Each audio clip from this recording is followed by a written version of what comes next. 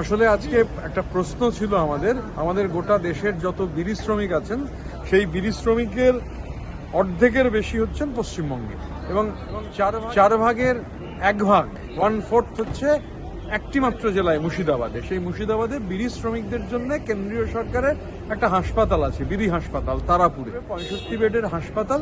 এই হাসপাতালটির ভয়ানক অবস্থা। তো এটা স্ট্যান্ডিং কমিটিতে উঠেছিল, স্ট্যান্ডিং কমিটির রিপোর্টেও সেই হাসপাতালের ডিটেলস বেরিয়েছে। আজকে আমার একটা প্রশ্ন ছিল, আনস্টার্ড কোয়েশ্চেন, সেই প্রশ্নে আমি এই হাসপাতাল সম্পর্কে ডিটেল চেয়েছিলাম।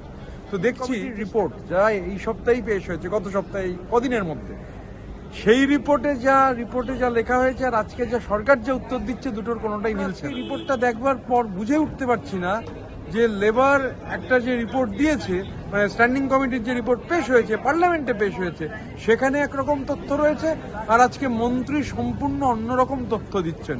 এবার কোনটা ঠিক? আদপে 65 বেডের ওই হাসপাতাল ধুঁকছে বিড়ি শ্রমিকদের জন্য হাসপাতাল, আর অথচ কেন্দ্রীয় সরকার স্ট্যান্ডিং কমিটিতে রিপোর্ট একরকম কথা বলছে। সেখানে বলা হচ্ছে ডাক্তার রয়েছেন 3 জন, পোস্ট হচ্ছে 9টা ফাঁকা রয়েছে, আর আজকের উত্তরে মন্ত্রী বলছেন যে ডাক্তার রয়েছে 5 জন। আমরা বুঝে উঠতে পারছি না।